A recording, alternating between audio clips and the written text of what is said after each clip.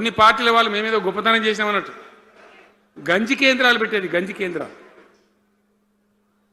గుండెలు రగిలి నా తెలంగాణ గంజి కేంద్రాలు అంటే ఎవడో గంజి పోతే బతకాలన్నట్టు అంత అధ్వాన స్థితికి తెలంగాణ దిగజార్చిండ్రు.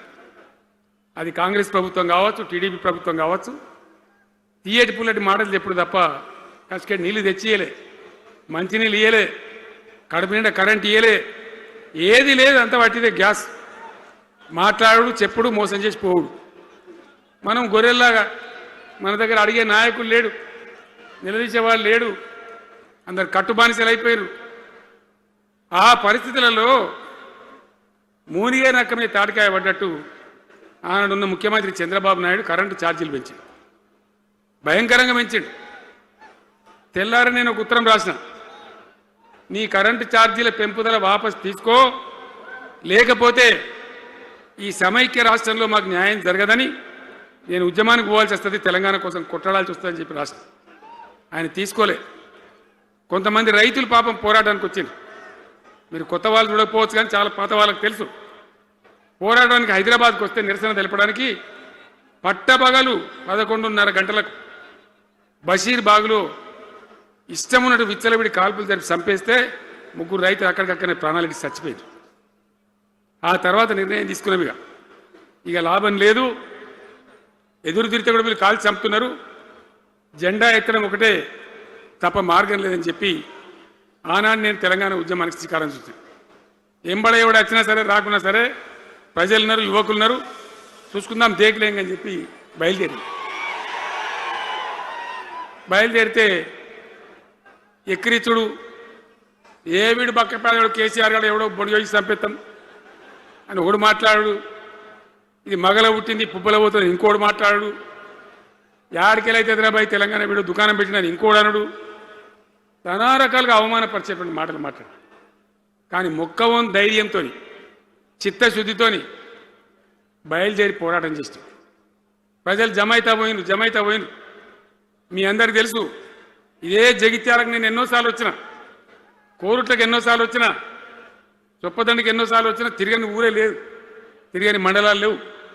అట్లా పక్షిలాగా మొత్తం తెలంగాణ తిరిగి విశ్వ ప్రయత్నం చేస్తే ఒక పెద్ద ఉద్యమ కెరటం తయారైన తర్వాత మేము కూడా తయారుపై మేము ఇస్తాం తెలంగాణ అని కాంగ్రెస్ పార్టీ మొదలుపెడితే సరే మంచి మాటగా ఎవడైతే ఇచ్చినా ఎవడైతే కావాలి తెలంగాణ ఎవరితేంది అనే పద్ధతితో కాంగ్రెస్తో జట్టు కట్టినాం, గెలిచినాం. అమాంతంగా నేను తెలంగాణ లేవట్టుకపోయి ఢిల్లీలో పెట్టాం. రాష్ట్రపతి ప్రసంగంలో వచ్చింది, కామన్ మినిమం ప్రోగ్రాంలో వచ్చింది, ఒక దశకు వచ్చింది. కానీ తర్వాత కాంగ్రెస్ పార్టీ కూడా వెనుకకు పోయి ఎగబెట్టే ప్రయత్నం చేసింది. అప్పుడు రోషియా అని ఒక ఆయన ముఖ్యమంత్రి ఉండే, ఆ రోషియా 14F అని ఒకటి తీసుకొని వచ్చాడు. హైదరాబాద్ సిటీలో మనోళ్ళకి ఇక పోలీసు ఉద్యోగం, సెప్రాస్ ఉద్యోగం కూడా దొరకదు. అప్పుడు నాకు తిక్కరేగింది. నేను బతికుండగానే ఉద్యమం నాటిపోయిన నాయకుని నేను బతికుండగానే ఇక వీళ్ళు ఇట్లా F-15 E-15 R-15 తెస్తే ఇంకేం మిగులుతుంది, సావో రేవో తేల్చుకోవాలని చెప్పి ఆ రోజు నేను శపథం కట్టిన.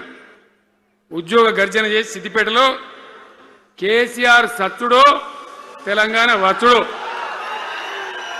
ఈ తల్లి ఆంధ్రకనే మంచిగా దేకలేంగని చెప్పి ఆ శపథం చేసి ఆనాడు ఆమరణ నిరాహార దీక్షకు బయలుదేరితే మొత్తం తెలంగాణ అల్లకల్లోలమైంది.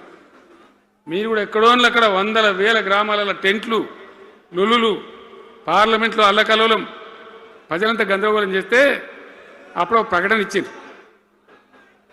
చిదంబరం అంటే ఆయన వచ్చి హోంమంత్రి, తెలంగాణ ఏర్పాటు చేస్తామని నువ్వు దీక్ష బంద్ చేయి. నమ్ముతాం కదా, కేంద్ర హోంమంత్రి చెప్పినాక మరి నమ్మాలి కదా. దీక్ష బంద్ చేసినాం. తెల్లారి ఆంధ్రోలు మొత్తం రాజీనామాలు డ్రామా. 3వ రోజుకి మళ్ళీ వెనక్కి వెళ్ళిపోయింది. మళ్ళీ అప్పుడు జేఏసీ తయారు చేసి అన్ని పార్టీలను పెట్టి నానా తంత్రాలు పడి మళ్ళీ ఒక 3.5 ఏళ్ళు భయంకరంగా కొట్లాడితే మీరందరూ ఎక్కడి వాళ్ళు అక్కడ ఆశీర్వచనం ఇస్తే మీ ప్రేరణతోని మీ స్ఫూర్తితోని చివరికి తెలంగాణ రాష్ట్రం వచ్చింది.